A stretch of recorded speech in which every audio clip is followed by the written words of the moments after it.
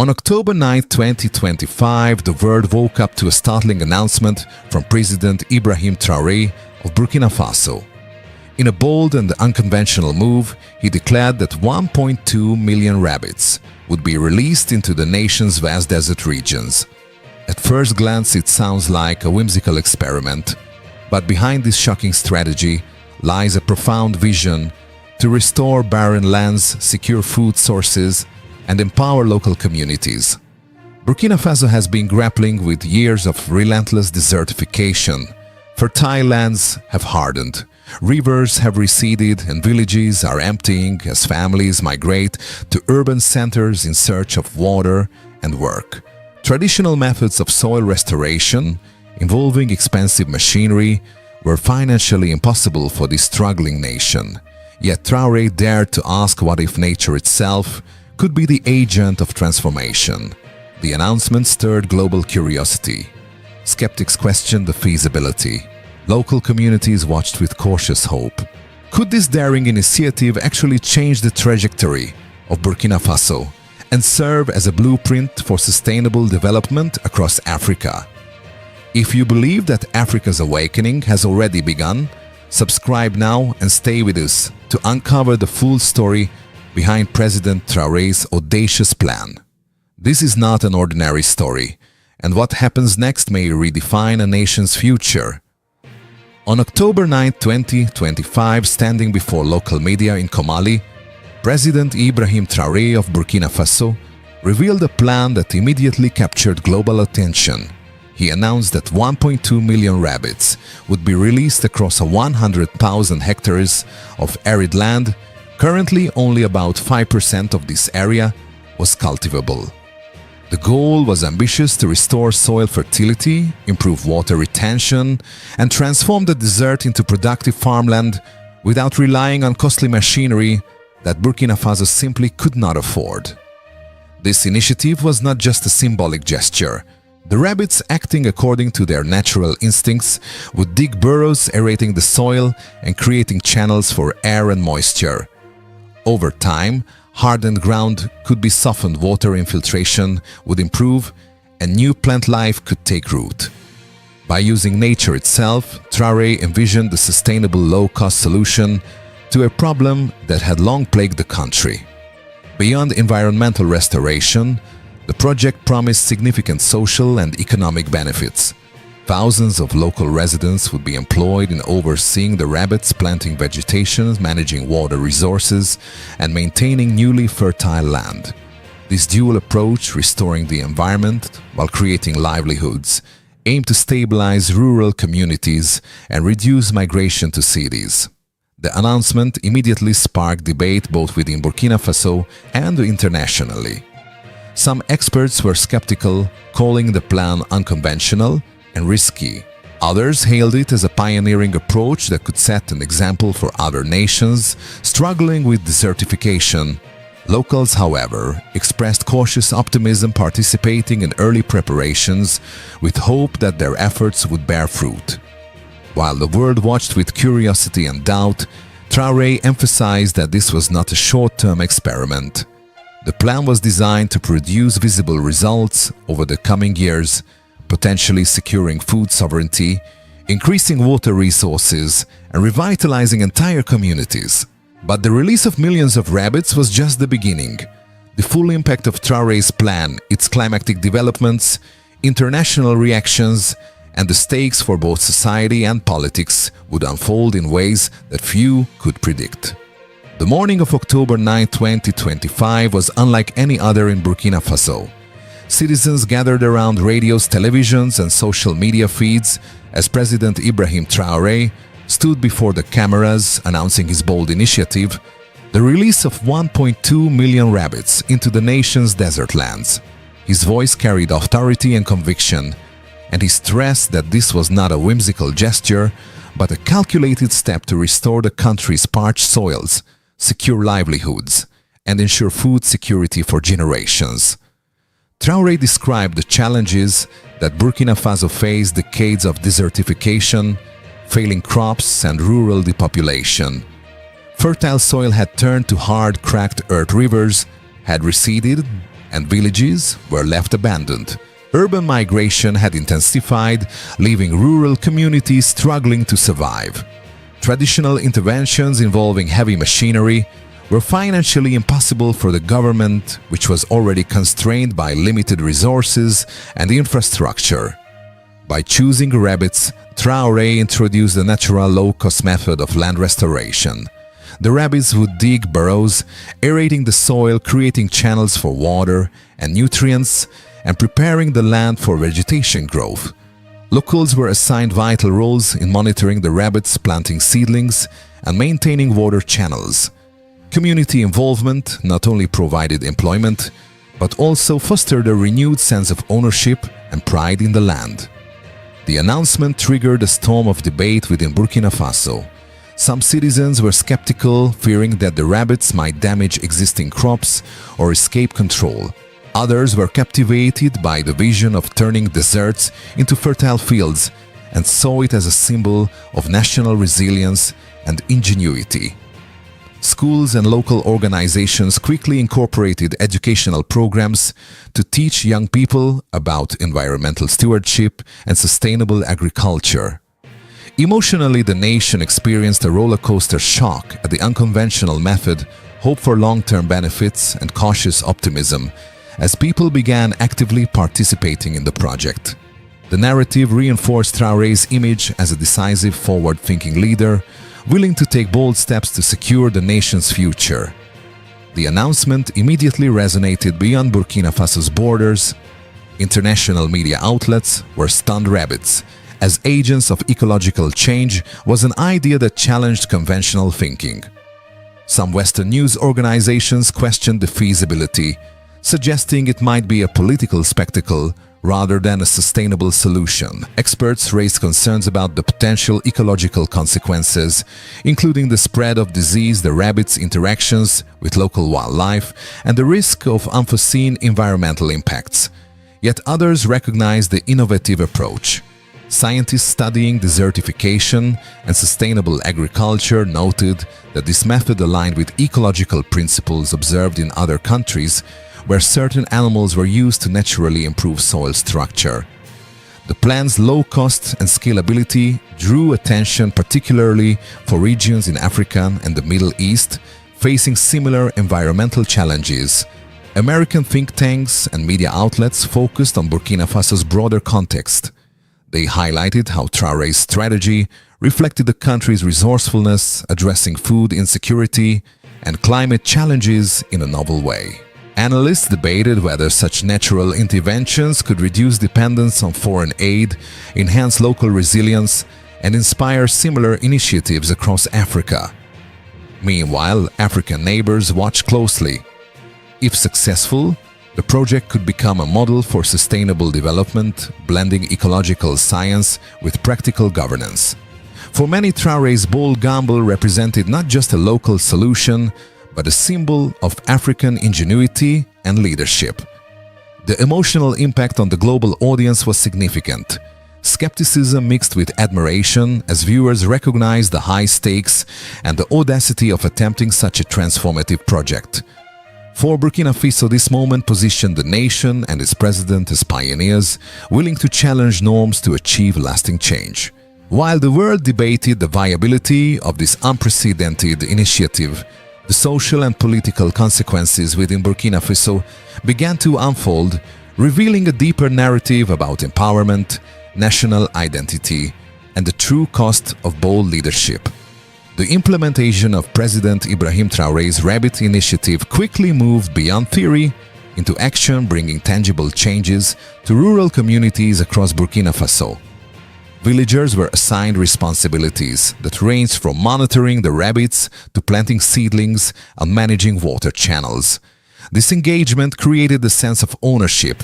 People were no longer passive observers, but active participants in restoring their homeland. For many, this project became a source of pride and renewed purpose. Youth and adults alike were learning sustainable practices, understanding the intricacies of soil restoration, and witnessing firsthand how coordinated effort could revive barren lands. Schools integrated environmental education programs, ensuring that the next generation understood both ecological stewardship and the importance of community resilience. Economically, the initiative generated immediate employment opportunities. From rabbit caretakers to irrigation specialists, local residents began earning livelihoods tied directly to the health of the land. This dual impact, combining ecological restoration with economic empowerment, helped slow the migration to urban centers. Families saw a tangible connection between their labor and the transformation of their environment, fostering hope for a self-sufficient future. Emotionally, communities experienced a shift. Initial skepticism gave way to cautious optimism, then to genuine engagement. Residents felt their voices mattered in national decision-making, seeing a leader who not only proposed solutions, but involved citizens in the execution. These enhanced social cohesion and strengthened local governance structures, positioning citizens as partners rather than mere beneficiaries. Politically, Traoré's bold strategy reshaped perceptions of leadership within Burkina Faso. By combining environmental innovation with social empowerment, he presented a model of governance that was proactive, inclusive, and forward-looking. Citizens began to view him not merely as a politician, but as a visionary leader, capable of confronting entrenched challenges with creativity and courage.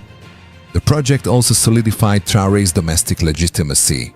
By addressing both ecological crises and socio-economic needs simultaneously, he demonstrated that policy could be transformative without relying on foreign aid or expensive machinery.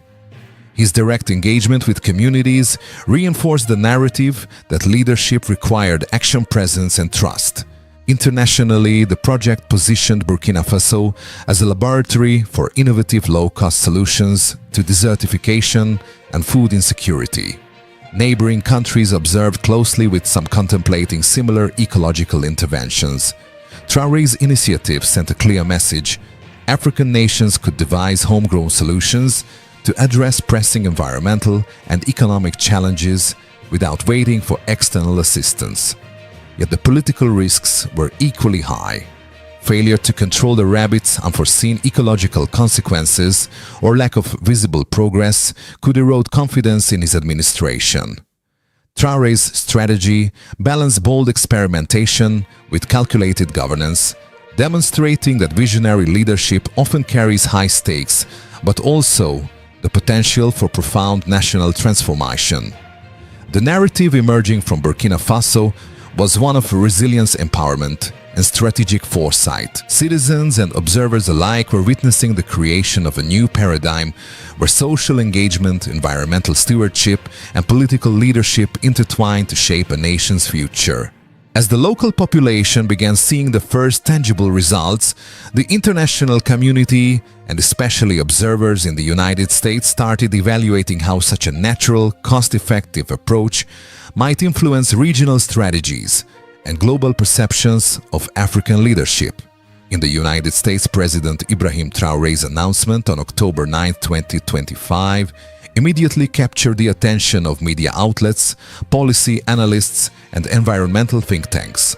Headlines highlighted the audacity of releasing 1.2 million rabbits into the desert, a strategy that defied conventional ecological wisdom. Skeptics questioned the plan's feasibility, raising concerns about potential ecological disruption, disease spread, and the long-term management of such a massive animal population. Yet for many observers, Traoré's initiative represented a remarkable example of innovative leadership in Africa. Analysts emphasized the dual impact of the project: environmental restoration and social empowerment. By employing local communities to care for the rabbits, plant vegetation, and manage water channels, Traoré had created a holistic model linking ecological health with economic stability. Policy experts noted that the initiative aligned with broader U.S. interests in Africa, particularly regarding food security and regional stability in the Sahel. By restoring arable land and creating sustainable livelihoods, Burkina Faso could reduce migration pressures, enhance local economies, and serve as a stabilizing force in West Africa. The United States viewed Traoré's strategy as an example of homegrown solutions addressing critical challenges, demonstrating that leadership, not just foreign aid, can catalyze transformative change. Emotionally, US audiences experienced a mix of curiosity, admiration, and cautious optimism. The story challenged conventional assumptions about African leadership and ecological solutions, revealing a continent capable of ingenuity and resilience. Analysts repeatedly referenced Burkina Faso's initiative in discussions about sustainable development and innovation, with Traore emerging as a symbol of bold, results-driven governance. Globally, African news outlets, European media, and environmental organizations monitored Burkina Faso closely. Traore's plan was simultaneously praised and critiqued. Environmental scientists were intrigued by the potential effectiveness of using animals to naturally restore arid land, noting similar experiments in other parts of the world. However, some experts warned of unintended consequences, including ecological imbalance and the challenge of controlling predator-prey dynamics. In Africa, neighboring countries observed with interest. Traore's approach offered a replicable, low-cost alternative to mechanized land restoration. Governments facing desertification, dwindling water supplies, and food insecurity considered the Burkina Faso model as a potential blueprint for sustainable, community-driven initiatives. International organizations also noted the social and political dimensions. The project empowered local populations, provided education in environmental stewardship, and created new jobs. Traore's leadership demonstrated that innovative, locally led strategies could address multiple crises, simultaneously combining ecological restoration with socio-economic development. Emotionally, the global narrative was compelling. Audiences were captivated by a small West African nation daring to implement an unorthodox, yet potentially transformative approach to environmental and economic challenges. The story underscored the idea that Africa was not only capable of addressing its problems independently, but could also provide leadership examples for the rest of the world. While Burkina Faso's deserts began to show early signs of recovery, the world prepared to witness an unexpected twist, a development that could further elevate Traore's status as a transformative leader and reshape both national and international perceptions of Burkina Faso's future. Several months into the initiative, early signs of success began to emerge.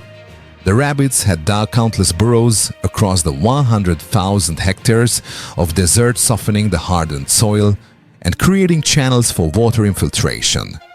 Local vegetation started to take root in areas that had been barren for decades. Streams and small ponds began retaining water longer, allowing farmers to experiment with crop cultivation in previously inhospitable land. The immediate social impact was equally striking. Villagers, once skeptical, now actively participated in maintaining the rabbits, planting trees, and managing irrigation. Schools reported heightened interest in environmental education, and community cohesion strengthened as neighbors worked side by side toward a tangible goal. Local leaders noted a renewed sense of hope. Families that had considered leaving their villages chose to stay, now empowered by visible progress. Internationally, the unexpected early success sent shockwaves. Media outlets across Africa, the US, and Europe reported on Burkina Faso's innovative strategy, portraying Traore as a bold, visionary leader. Analysts who had been critical now acknowledged the project's ingenuity, and environmental organizations expressed interest in studying and replicating the model. Traore's gamble had started to pay off, turning initial skepticism into admiration. As the project gained momentum, Traore's position both domestically and internationally strengthened. Within Burkina Faso, the president was no longer seen merely as a political figure. He became a symbol of pragmatic innovation. Citizens recognized that a leader willing to take calculated risks could achieve transformative results, reinforcing trust and loyalty across the nation. Globally, Burkina Faso emerged as a model for sustainable development in arid regions. Neighboring countries and international organizations began studying the initiative as a blueprint for combating desertification, providing Traoré with unprecedented diplomatic leverage. His leadership style, combining ecological innovation, social engagement, and political foresight, attracted international recognition and positioned Burkina Faso as a leader in environmental and social solutions within Africa. The narrative surrounding Traoré shifted from skepticism to admiration and inspiration. He became a case study in how visionary leadership can overcome resource constraints, mobilize communities, and produce results that defy conventional expectations. This unexpected twist not only elevated Traoré's status, but also redefined Burkina Faso's identity, presenting it as a nation capable of self-reliance, ingenuity, and global influence. With the desert slowly transforming into fertile land and communities thriving, the stage was set for a culminating moment of national pride and global inspiration, a story of a renewal resilience and the audacity of a leader determined to change his country's destiny. By the end of the first year, the once barren expanses of Burkina Faso had begun to show remarkable signs of life. Green shoots emerged where only sand had stretched for miles. Small streams retained water, longer wells refilled, and communities saw the first harvests in decades. Villagers who once considered leaving in search of survival now worked alongside one another to sustain and expand the project, embodying resilience and hope. President Ibrahim Traoré addressed the nation with a message that resonated deeply: "We do not ask for permission to be free, we rise to claim it." His words captured the essence of the initiative, a fusion of vision, courage, and action that redefined Burkina Faso's future. The project had not only restored land and livelihoods, but also inspired a sense of collective responsibility, pride, and empowerment among citizens. This was more than an environmental experiment. It was a movement, a testament to what bold leadership, community engagement, and faith in nature could achieve. If you believe that Ibrahim Traoré's vision is a blessing for Africa, share this story. Subscribe to continue following the journey of a continent, rising no longer bowing under the weight of adversity. May Africa thrive.